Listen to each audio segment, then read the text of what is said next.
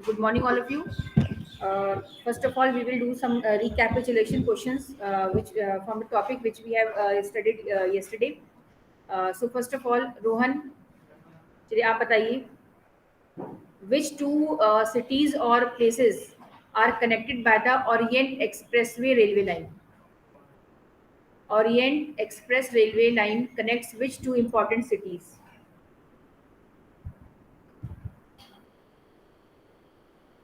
Yes, Pankaj. Yes, Saint Petersburg and Vladivostok. Okay. इसलिए बातें करने से ज्यादा अच्छा है ना, थोड़ा सा फोकस लेके रोहन जो है पढ़ाई करो.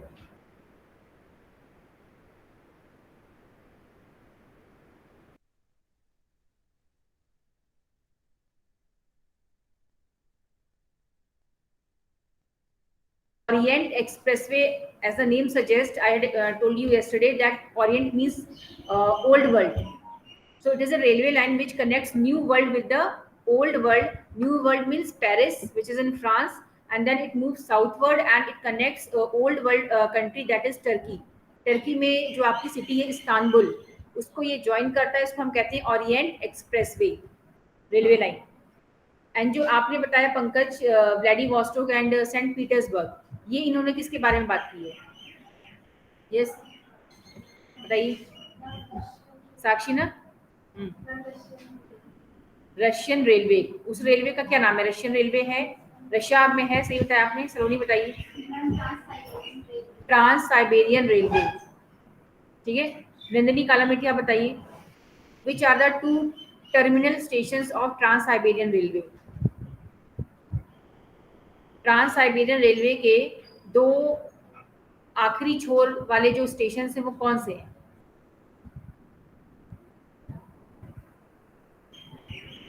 मुझे लगता है मैंने कितनी बार रिपीट करके आपको बताया था, फिर पूछा भी था आपसे, लिखा भी था ब्लैक बोर्ड पे, लेकिन आप लोग बिल्कुल आंख और दिमाग बंद करके बैठे रहते हैं, और इस तरह से बेटा नंबर स्कोर नहीं कर पाओगी तुम.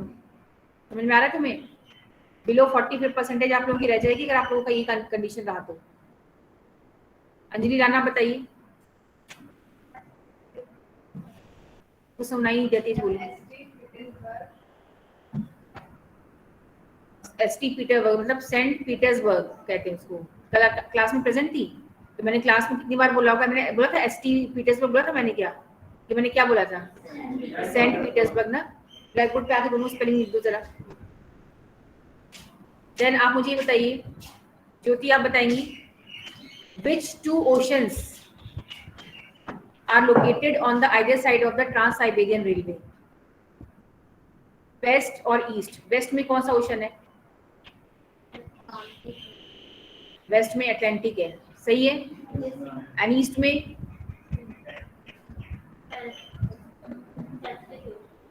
Pacific ocean. Okay, sit down. Then which two seas are connected by or they are located on the either side of the Trans-Siberian Railway? Which two water bodies or sea are connected by Trans-Siberian Railway? Pankaj बताओ. बाल्टी. Baltic सी. हाँ चलो, ये spelling सही है. ये नतीजा है कि आपने मैप बिल्कुल ध्यान से देखा ही नहीं है. यही लिखोगे आप लोग, अगर रिटर्न आएगा ना, थ्योरी आएगी आपकी जो फाइनल में, तो आप ऐसे लिखोगे जाके. आपका अभी टर्म 1 का एमसीक्यू है आपका, लेकिन आप ये मत सोचिए कि आपको लिखने को, क्योंकि जो फाइनल टर्म होगा उसमें आपका बेसिकली मुझे नहीं लगता कि आप उसमें भी एमसीक्यू करके आपको बोर्ड एग्जाम के नंबर मिल जाएंगे. उसमें आपको थ्योरी करनी पड़ेगी जहां तक हमें अंदर. तो आप ये उसके लिए भी प्रिपेयर रहिए थ्योरी के लिए. ये आपकी स्पेलिंग है. 12th में आके तो नाम बोलने से ही आप स्पेलिंग लिखते हैं, उसमें तो रटने वाली बात नहीं. व्लादिवोस्टॉक. कि आप आज के टाइम में अगर मैं आपसे कोई नया वर्ड बोलूं तो जो बच्चा भी 12th लेवल पे आके आपको रटना थोड़ी है. वो तो व्लादिवोस्टॉक करके भी आप लिख ही सकते हो उसको. आप जरा पढ़ाई भी ना कंसंट्रेट करो. समझ में आ रहा है? इस तरह से पढ़ाई नहीं चलेगी, जब मैं प्रैक्टिकल में भी नंबर नहीं मिल पाएंगे. Sit down. कौन आके लिखेगा? आ जाओ नंदिनी.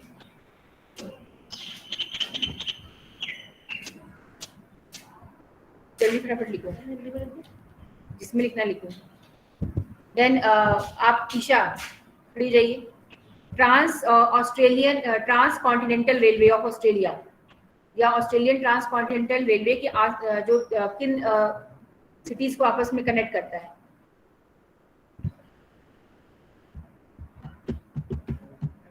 भूमिका बताइए। Australian transcontinental railway connects which two cities or which are the terminal stations of Australian transcontinental railway? बताओ क्या नाम है? Perth and Sydney. Petersburg, Vladivostok. सही है, हिंदी में सही लग रहा है। आप स्पेलिंग लिख दीजिए इंग्लिश में। आप पर्थ और सिडनी की स्पेलिंग लिखिए जरा ब्लैक बोर्ड पर। देन अर्चना आप बताइए। ट्रांस कैनेडियन रेलवे, इसके टर्मिनल स्टेशन का क्या नाम है?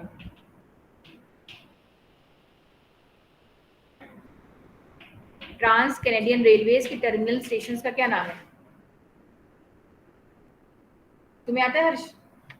तुम अच्छा एब्सेंट हो क्या आए हो, तो ये मत सोचो कि हम एब्सेंट हैं, हम नहीं पढ़ रहे हैं, हम क्लास नहीं ज्वाइन करें तो आपकी क्लास नहीं हो रही है। समझ में आ रहा है? बिल्कुल ओवर स्मार्टनेस नहीं। जो आपको पढ़ाया गया तो आप क्यों नहीं इसको घर से पढ़ कर आए? आपको पता चला कि क्या पढ़ाया गया है? अगर ऐसी रहोगे ना तो बिल्कुल आप समझ ले कि आप लोगों के लिए डिफिकल्टी हो जाएगी कुछ बच्चों के लिए, थर्ड डिवीजन में रह जाओगे। बताओ पंकज। हेलीफैक्स टू सिट डाउन। हाँ बताओ रोहन। फोर्ड।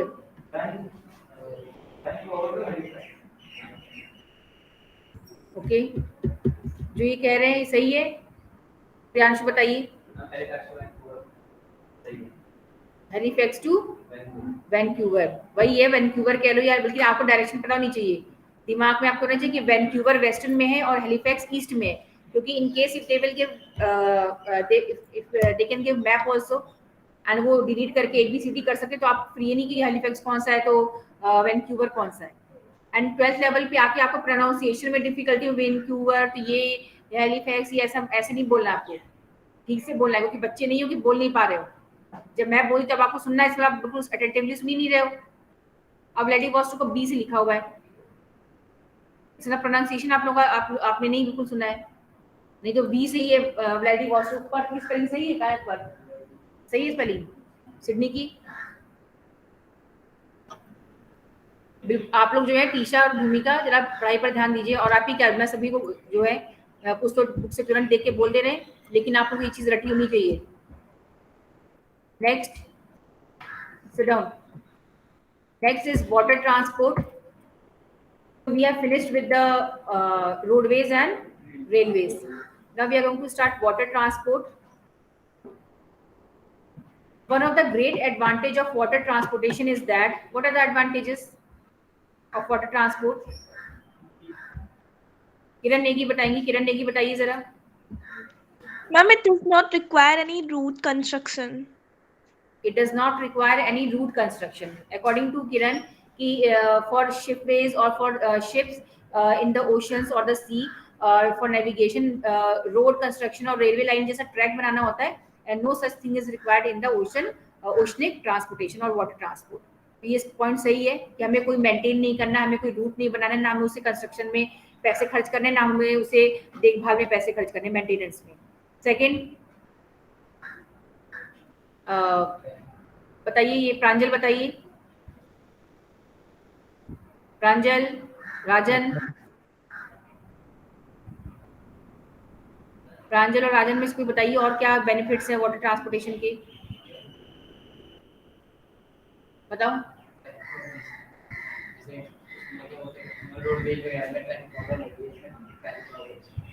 चलिए, हर्ष ने सही बताया कि जो भी आपके रोडवेज हैं, रेलवेज हैं, उसमें रश या ट्रैफिक प्रॉब्लम्स हो सकती है, कंजेशन हो सकता है, but no such problem occurs in water transportation. उसमें ऐसा नहीं कि बहुत सारी शिप्स लाइन लगा के खड़ी हैं, तो ऐसी कोई प्रॉब्लम इसमें नहीं होती है। सो वी कैन सी, और भी कुछ है? हाँ बताओ Divansh. Okay, it is cheaper for long distance. You have to be very specific, like for overseas transportation. The first major benefit of this is water transport. And water transport are also of two types. One is inland and the oceanic. So जो oceanic water transport है, that is beneficial for long for overseas transportation, और उसमें ये cheapest है। वरना अगर हम Airways का इस्तेमाल करेंगे तो एयरवेज के मामले में बहुत महंगा पड़ जाता है, और प्लस एयरवेज जो होता है heavy and bulky material supply नहीं कर सकता है। So for transportation of heavy and bulky materials, for long distance, for overseas transportation, water transport is the only option and it is the most cost effective and cheapest method. आपको समझ में आया? तो आप ये नहीं सिर्फ सस्ता है, आप ये भी बताओगे किस रेफरेंस में सस्ता है। समझ में आया? लंबी दूरी के लिए और हैवी सामान के लिए, ट्रांसपोर्टेशन के लिए आपका सबसे बेस्ट क्या है? Water transport. आपका खनिज जाता है, जो आपके बड़े बड़े जो है मशीन्स जाती हैं, ट्रांसपोर्ट होती है, वो कैसे होती हैं? क्या एयर फ्लाइट उनको क्वेरी करके लेके जा सकती है क्या? नहीं। तो वो कैसे जाते हैं? With the help of water transport only. आज तक भी जो है हमारे जो बल्क बिजनेस होता है, it is done with the help of water transportation only. भले ही वो 1 महीने 2 महीने अभी भी लगते हैं, लेकिन उसी से ट्रांसपोर्टेशन किया जाता है। Then no route construction is required. Oceans are linked with each other and are negotiable with the ships of various sizes. Then all that is needed is to provide port facility at the two ends. Port facilities होनी चाहिए, वो तो होता ही है। It is much cheaper because the friction of water is far less than that of land. ठीक है ना? Friction मतलब कि वाटर जो शिप पर जो नाव मूव करती है, वो उसको मतलब बहुत फोर्स नहीं अप्लाई करना पड़ता। तो फोर्स नहीं अप्लाई करती तो उतना ही आपका खपत कम होती है ऑयल की, और वो कॉस्ट इफेक्टिव होता है।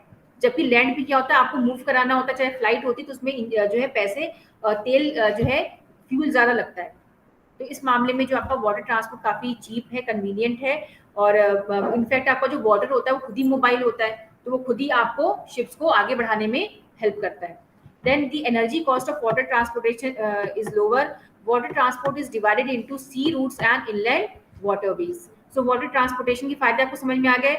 For long distance, जो इसमें नहीं दिया हुआ है, for long distance, for heavy and bulky materials, and for overseas transportation, waterway is the only option and it is most cheaper and cost effective होता है, because जो fuel होता है energy save करता है because of the frictional force of the water, and then इसमें traffic जो है वो कम होता है, एंड देन आपका जो है कंजेशन भी इसमें कम होता है, मतलब ट्रैफिक की प्रॉब्लम नहीं होती है।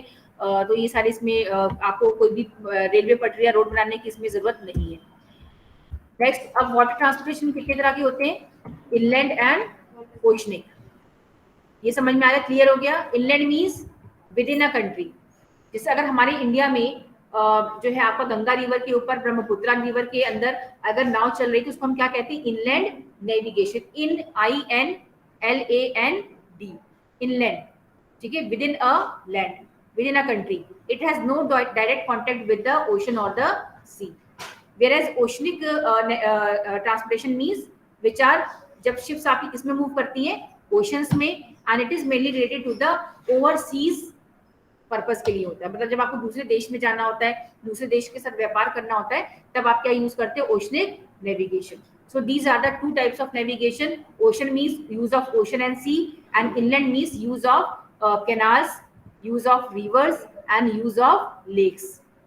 ठीक है ना? Rivers, lakes and streams, canals, ये तीनों को हम क्या कहते हैं? इनलैंड नेविगेशन, क्योंकि देश के अंदर पाए जाते हैं। जैसे हमारा, मैंने आपको कल बताया था ना कि अमेरिका में आपका जो वो 4-5 वो है लेक्स, जिनको कलेक्टिवली हम क्या कहते हैं? Great Lakes of North America. तो वो भी बहुत डेवलप आपका वाटर नेविगेशन है। इंडिया में गंगा रिवर है, चाहे वोल्गा, डैन्यूब, ऐसी बहुत सारी नदियां यूरोप में जो बहुत ही हाई स्केल पर नेविगेबल है, नाव उसमें चलती रहती है। तो ये आपकी इनलैंड नेविगेशन होगी। जब हम ओशंस में नाव चलाते हैं तो उसको हम कहते हैं ओवरसीज या फिर oceanic navigation. It is for the connection with the world. इतनी ऑब्वियस सी बात है, इतना तो मैंने बोल दिया, अगर समझ में आ गया तो बहुत अच्छी बात है। सो फर्स्ट है हमारा सी रूट्स। अब हम सी रूट्स को डिटेल में पढ़ते हैं। The ocean offer a smooth highway transferable in all directions with no maintenance cost. इस transformation into a route way by sea going vessel is an important development in human adaptation to the physical environment. Compared to land and water, ocean transport is a cheaper means of haulage, carrying of load of bulky material over long distances from one continent to another. ये मैंने आपको already बता दिया. Then modern passengers and cargo ships are equipped with radar, wireless and other navigation aids. पहले के time में हमें थोड़ी डिफिकल्टी होती थी क्योंकि हमारे पास बहुत से मॉडर्न टूल्स नहीं प्रेजेंट थे, लेकिन आज के टाइम में जो हमारी शिप्स हैं they are far technologically equipped. They have radar system, मतलब सिग्नल कैच करने के लिए, नेविगेशन उनके पास पूरा कंप्यूटराइज्ड होता है कि हमें कौन सा रूट कवर करना है, आगे क्या प्रॉब्लम आ सकती है, और पूरे नेविगेशन एड्स होते हैं, वायरलेस सिस्टम होता है. तो हम जो है अब शिप में एक्सीडेंट होने का या उसका खतरा काफी हद तक कम हो गया है. The development of refrigerated chambers for perishable goods, tankers and specialised ships also improve cargo transportation. अब आप एक एक दो दो महीने जा सकते हो और जो भी आप खाने पीने का सामान ले जाओ या फिर आपको कोई ऐसी आइटम एक्सपोर्ट करना है जो कि पेरिशेबल है, उसको भी आप लंबे समय तक कंजर्व करके एक महीने आप चला सकते हो, क्योंकि रेफ्रिजरेशन फैसिलिटीज भी काफी हद तक डेवलप हो गई है हाई लेवल पे. अब जैसे अर्जेंटीना है, ऑस्ट्रेलिया, न्यूजीलैंड, मैंने आपको बताया ना, ये सब डेयरी फार्मिंग है या फिर जो मीट रिलेटेड मीट होता है या ड्राई फॉर्म में जो ये चीज़ें होती है उसको एक्सपोर्ट करने में ये कंट्रीज आगे, इनसे इनकी इकोनॉमी चलती है. तो आपको क्या लगता है कि लोग जो भेजते हैं बाय एयर थोड़ी भेजते होंगे, इतना हैवी मटेरियल जो आप जब कोई देश एक्सपोर्ट करता है तो काफ़ी बल्क में सामान एक्सपोर्ट होता है, पूरी शिप्स, कई सारी शिप्स जाती हैं, तो वो रेफ्रिजरेशन सिस्टम की वजह से ही जो है आपका जो है हो पाया है. उसको वैसे वो ड्राई करते हैं, लेकिन जो चीज़ ड्राई नहीं हो पाती है वो रेफ्रिजरेशन सिस्टम पे उसको स्टोर करके वर्ल्ड में एक्सपोर्ट किया जाता है. देन इंपॉर्टेंट सी रूट्स के बारे में हम पढ़ते हैं. इंपॉर्टेंट सी रूट्स कौन कौन से हैं? The first important sea route is North Atlantic sea route. अब आपके दिमाग में पिक्चर बनी, नॉर्थ अटलांटिक कौन सा एरिया है? जो आपका नॉर्थ अमेरिका है, जिस तरफ न्यूयॉर्क है, कल आपको मैंने न्यूयॉर्क बताया था, और जिस तरफ आपका लंदन है, उन दोनों के बीच का जो आपका लंदन पता है ना, तो उसके बीच का जो वाटर बॉडी है उसको हम कहते हैं नॉर्थ अटलांटिक ओशन. वैसे ओशन आपका पूरा नॉर्थ से साउथ तक फैला हुआ है, लेकिन हम जो इक्वेटर के ऊपर का जो एरिया है उसको हम कहते हैं North Atlantic Ocean, and that is the busiest ocean route of the world. ये क्वेश्चन काफी बार आता है कि which is the busiest ocean route of the world. मैं एक बार बना के भी दिखा देती हूँ आपको. जैसे कि ये आपका नॉर्थ अमेरिका है, मैं सिर्फ बना रही हूँ, ये हो गया आपका, ठीक है. ये आपका कनाडा है, ये आपका यूएसए है, यहाँ पे जो है ये आपका यूरोप है, और ये आपका इंग्लैंड है, ठीक है. अब ये जो पार्ट है ये हमारा इक्वेटर है, ये पूरा हमारा क्या है, ये आपका साउथ अमेरिका आ जाता है. साउथ अमेरिका इस तरह से आ गया, यहाँ पे पूरा जो है अफ्रीका आ गया, ठीक है. तो north America, south America, Europe and Africa. अब ये जो पूरा ओशन है वो कौन सा ओशन है? Atlantic Ocean. ये नॉर्थ अटलांटिक हो गया because it is above the equator, and this is known as South Atlantic Ocean because it is below the equator. So this ocean, this part North Atlantic Ocean is the busiest ocean route in the world, क्योंकि आपको north लिखना पड़ेगा क्योंकि south busiest नहीं है, ठीक है ना. नॉर्थ अटलांटिक ओशन जो है ये आपका बिजिएस्ट ओशन रूट है. Can you tell me why, क्यों है ये बिजिएस्ट ओशन रूट? ठीक से बोलता हूँ. यहाँ पे व्यापार ज्यादा होता है. क्यों यहाँ पे व्यापार ज्यादा होता है? Because of the industrialization in these areas. Yes, because on both the sides of this ocean, highly industrialized countries are located, and developed parts of the world are located. Highly populated areas are located. जो आप अभी तक पढ़ते आ रहे हो ना chapters में, वही चीज आप यूज कर सकते हो, क्योंकि हमारे वर्ल्ड का सबसे सघन part, high density populated part या तो ये है आपका, उसको नॉर्थ ईस्टर्न यूएसए कहते हैं, या फिर आपका नॉर्थ वेस्टर्न यूरोप. ये रीजन की बात कर रही हूँ, रीजन, क्षेत्र जिसे हम कहते हैं. ये है हमारा North Western Europe, North Western Europe है, और ये है हमारा North Eastern USA. These are 3 level पे हाईली पॉपुलेटेड एरियाज हैं, हाईली डेवलप्ड एरियाज हैं, एंड हाईली इंडस्ट्रियलाइज्ड एरियाज हैं. तो जब इंडस्ट्रीज इतनी ज्यादा है यहाँ पे, तो यहाँ पे लाखों शिप्स डेली इनका आना जाना लगा रहता है यहाँ पे, ठीक है ना. तो both on both sides of the Atlantic Ocean, the developed countries are located, industrialized countries are located, and that's why huge number of trade and trade activities takes place between these areas. So that's why this is the busiest ocean route in the world. This links northeastern USA, अभी जो मैंने आपको बताया, ठीक है, north Eastern USA and north Western Europe. देखो मैंने पढ़ा नहीं, लेकिन तभी मैंने आपको वहां पे डायरेक्शन बता दिया, north western and north eastern. तो ये आपके दिमाग में जब पिक्चर रहेगी तो आप इस चीज को अपने आप लिख पाओगे, आपको बुक भी देखने को नहीं जरूरत पड़ेगी। These are the 2 industrially developed regions of the world. आप ये शायद मैप में भी देख सकते हो, मैप में भी इसमें पूरा दिया हुआ है सी पोर्ट्स का। The foreign trade over this route is greater than that of the rest of the world combined। मतलब ये कहा जाता है कि इन दो रीजन्स के बीच में जो जितना व्यापार होता है वो पूरे वर्ल्ड से भी ज्यादा है। मतलब कंबाइन अगर हम दुनिया भर में भी कर ले तो उससे भी ज्यादा व्यापार यहाँ पे होता है। तो सोचो कितनी शिप्स यहाँ पे आती जाती होंगी। 1/4 of the world's foreign trade moves in on this route. It is therefore the busiest in the world and otherwise called the big trunk route। क्या कहते हैं इसको? सुन, बहुत ध्यान से पढ़ लो इसको, ये बहुत बार क्वेश्चन आ चुका है बोर्ड में। क्या कहते हैं? Big trunk route. Why? Because it is the busiest ocean route in the world. तो बोर्ड में अगर आ गया कि which what is big trunk route, तो आप क्या कहेंगे? That it is the North Atlantic Ocean because of its busiest जो भी है उसका oceanic route, it is called big trunk route. Both the coast have highly advanced ports and harbors। दोनों ही तरफ एडवांस पोर्ट्स है और हार्बर्स है। Then the Mediterranean Indian Ocean route। Second route कौन सा है? Mediterranean and Indian Ocean sea route. Mediterranean Ocean पता है कहाँ है आपको? Yes, ma'am. है ना, जो अफ्रीका है उसके, जिसे मैंने जो बनाया है ये अफ्रीका नहीं, ये तुम एटलस में अपना सर्च कर लेना, ये अफ्रीका है, यहाँ से आपका यूरोप होता है। ये जो हिस्सा है इसको हम भूमध्य सागर कहते हैं, है ना, ये भूमध्य सागर है, ये भूमध्य सागर है। This sea route passes through the heart of the old world and serves more countries and people than any other sea route. Ports said Aden, Mumbai, Colombo and Singapore are of the important ports on this route। ये हम लोग अभी चल के आगे पढ़ेंगे। तो भूमध्य सागर आपको पता चल गया कहाँ पर है, इंडियन ओशन की लोकेशन आपको पता है। तो ये जो एरियाज हैं इसको हम कहते हैं Mediterranean Indian ocean root.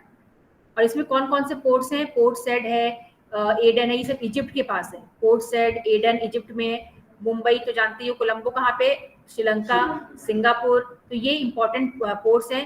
The construction of the Suez canal has greatly reduced the distance and time as compared to the earlier route through the Cape of Good Hope, which was longer than the route through Suez Canal। ठीक है, अब ये हम Swiss canal के आगे आपके दिया हुआ है, लेकिन मैं आपको ऐसे बता देती हूँ थोड़ा सा। अब जैसे कि ये आपका अफ्रीका है,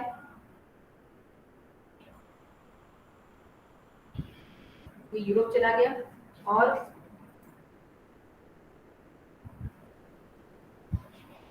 ठीक है ये भूमध्य सागर है, ये भूमध्य सागर है, मेडिटेरेनियन सी। ठीक है, ये जो है आपका है रेड सी, ऐसा वैसे ठीक से बनाने वाला कि ये है रेड सी, ये है अरेबियन पेनिनसुला, ये तो पूरा इंडियन ओशन है। ठीक है, अब पहले जब क्या था कि हमें जब भी इंडिया से जो हमारे ओल्ड ट्रेवलर्स थे उनको मान लो यूरोप जाना है, अमेरिका जाना है, they had to travel a huge distance like this. इसको हम कहते हैं Cape of Good Hope. Africa का जो ट्रिप है उसे हम कहते थे केप ऑफ गुड होप। ठीक है, तो आपको इंडिया से अगर जाना है तो आपको पूरा ये यहाँ से फिर अफ्रीका होते हुए आपको यहाँ तक पूरा पहुंचना पड़ता था। तो इट यूज्ड टू टेक 2 या 3 या 4 मंथ, मतलब काफी अच्छा टाइम लग जाता था उसमें पहुंचने में। लेकिन फिर क्या हुआ, जब से एडवांसमेंट हुआ है तो हमने ये जो एरिया है, ये एक पतला सा एक लैंड मास है। ठीक है, ये रेड सी है और इधर क्या है? भूमध्य सागर। ठीक है, यहाँ पे टर्की है और पूरे अफ्रीका की कंट्रीज है, यहाँ पे जो भी देश है। अब हमने क्या किया है, हमने इस एरिया को कट कर दिया है। जो पतला जमीन का एरिया भी अगर हम रियलिटी में देखेंगे तो बहुत चौड़ा होगा। ठीक है ना, तो इस एरिया को हमने क्या कर दिया? कट कर दिया। यहाँ पे इजिप्ट है, तो इजिप्ट का एरिया वो पड़ रहा था, उसको कट कर दिया गया यहाँ से। और इसके कट करने से जैसे ये जमीन यहाँ से हट जाएगी तो क्या होगा? It will be filled with water. ठीक है, और इधर भूमध्य सागर, इधर लाल सागर है, और ये दोनों आपस में जुड़ गए। और अब क्या है कि नाव यहाँ से जाती है और सीधा ये रेड सी होते हुए और यहाँ से भूमध्य सागर में एंटर कर जाती है। ठीक है, इसको हम क्या कहते हैं? स्वेज नहर। ये जो नहर है, ये इतनी दूर का जो स्ट्रेच है इसमें तो कुछ नहीं है, तो मैंने बनाया है। देखिए जो रियल मायने में जो नहर है वो बहुत लंबी है, और इसी को हम क्या कहते हैं, स्विस कैनाल या फिर स्विस नहर। इससे 7000 किलोमीटर का डिस्टेंस कम कर दिया है between India and Europe and जो भी north Africa and south America की कंट्रीज है। समझ में आया आपको? ठीक है ना?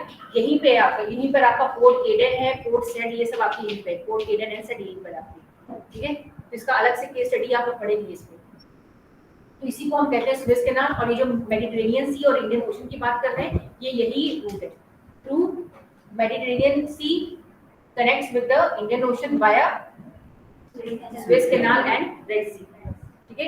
ये लोकेशन याद रखना, भूमध्य सागर, Red Suez Canal, Red Sea और इंडियन ओशन। इसीलिए ये कई सारी कंट्रीज को जोड़ता है, उसने काफी हेल्प की है। 1869 में शायद ये कैनाल बना था, तब से इसमें काफी जो है बेनिफिट हुआ है। The Cape of Good Hope sea route, ये पुराना है, अब इसको कम यूज किया जाता है।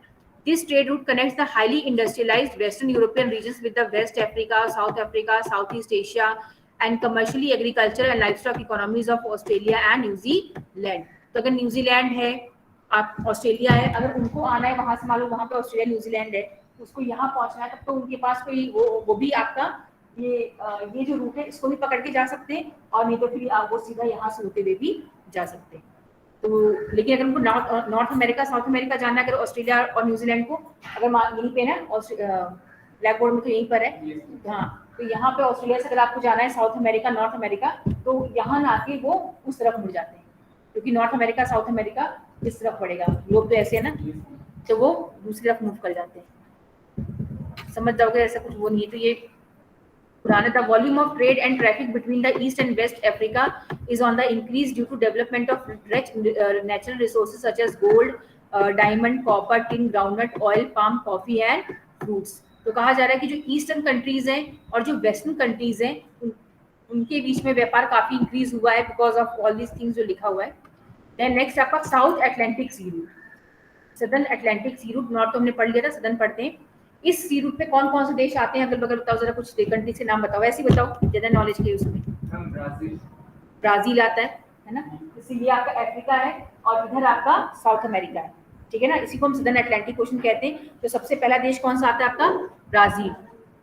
ब्राजील के बाद क्या आता है? अर्जेंटीना, है ना, तो यही आपके हैं, वो पेरू है, लेकिन वो सब दूसरे साइड में है, ये पता नहीं, ये मैं बात कर रही हूँ। ये अफ्रीका है, ये आपका ये ब्राजील है, यहाँ पे आपका अर्जेंटीना है, यहाँ पे यूरुग्वे भी है, पैराग्वे भी है ना, तो कुछ कंट्रीज है यहाँ पे। तो इन कंट्रीज को आपस में जोड़ता है, देखो लिखा हुआ है, which connects West European and West African countries. West African कौन सी हो गई? ये वाली, ये वेस्ट अफ्रीका हो गया, देख रहे हो? इन कंट्रीज को जोड़ता है इन कंट्रीज के साथ, और यूरोप से भी जोड़ता है। अगर आप इनको यूरोप जाना तो भी जा सकते हैं, यहाँ पे सब आपस में घूमते रहते हैं। The traffic is far less on this route because of the limited development and population is South America and Africa. अब ये रूट इतना डेवलप नहीं है, क्यों? क्योंकि इतना व्यापारी नहीं होता है, दोनों तरफ गरीब देश हैं। अफ्रीका तो है गरीब देश पूरा, साउथ अफ्रीका को छोड़कर। यहाँ पे है, यहाँ पे नामीबिया है, ऊपर आपका यहाँ पे आपका वही गोल्ड कोस्ट, घाना, ये सारे देश हैं यहाँ पे, जायरे, तो वो ऐसी गरीब देश हैं। और यहाँ पे आपका ब्राजील है, वो भी बहुत डेवलप नहीं है, अर्जेंटीना है, वो भी ठीक ही ठाक देश है। तो मतलब दोनों तरफ बहुत डेवलपमेंट है नहीं, इसलिए यहाँ पे इतना बिजी नहीं रहता है।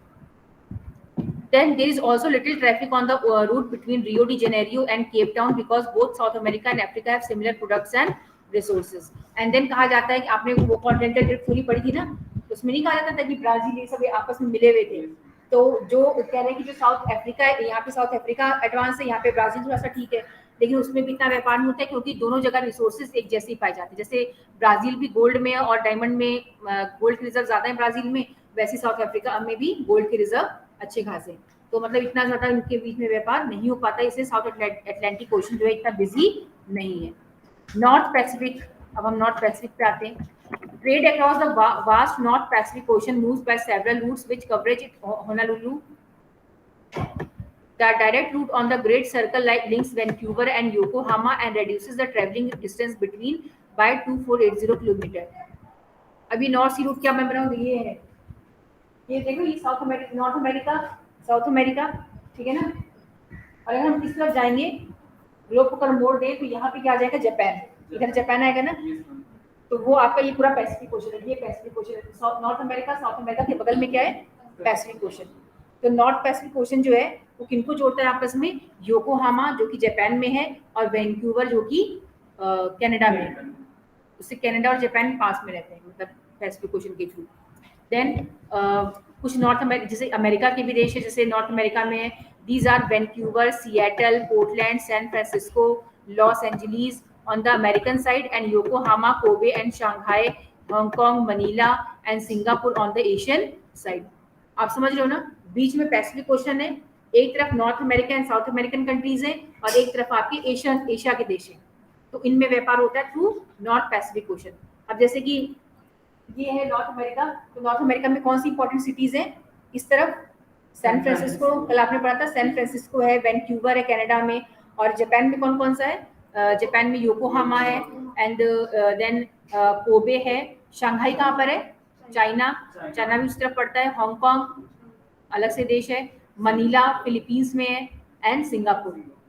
तो ये सी रूट जो है ये नॉर्थ अमेरिका, साउथ अमेरिका की जो इंपॉर्टेंट सिटीज है उनको जोड़ता है एशिया की जो इंपॉर्टेंट सिटीज है उनसे। देन आता है साउथ पैसिफिक सी रूट। जो बच्चे मैप जानते हैं ना तो उनको डिफिकल्टी नहीं होगी, जो मैप नहीं जानते फिर उनको प्रॉब्लम होगी कि कहाँ पे कौन सी सिटी है। साउथ पैसिफिक सी रूट में आपका आता है यूरोप में, नॉर्थ अमेरिका को जोड़ता है ऑस्ट्रेलिया एंड न्यूजीलैंड से, ठीक है ना। अब जैसे नॉर्थ अमेरिका है यहाँ से, अब इनको ऑस्ट्रेलिया, यहाँ पे क्या है, ऑस्ट्रेलिया नीचे है, तो यहाँ से यहाँ पे व्यापार दोनों के बीच में होता रहता है। देन कुछ पैसिफिक आइलैंड्स भी हैं, पनामा कैनाल है। This route is also used for reaching Hong Kong, Philippines and Indonesia. The distance between covered between Panama and Sydney is 12,000 kilometer. Honolulu is an important port on this route. बस इसको पढ़ लेना बस। Now coastal shipping. अब हम कुछ ships के बारे में पढ़ेंगे, लेकिन उसको हम नेक्स्ट क्लास में पढ़ते हैं। बेसिकली जो आज आपको पढ़ाया गया उसमें आपको जो है चीज़ें क्या पढ़नी है वो समझ में आ गई हैं।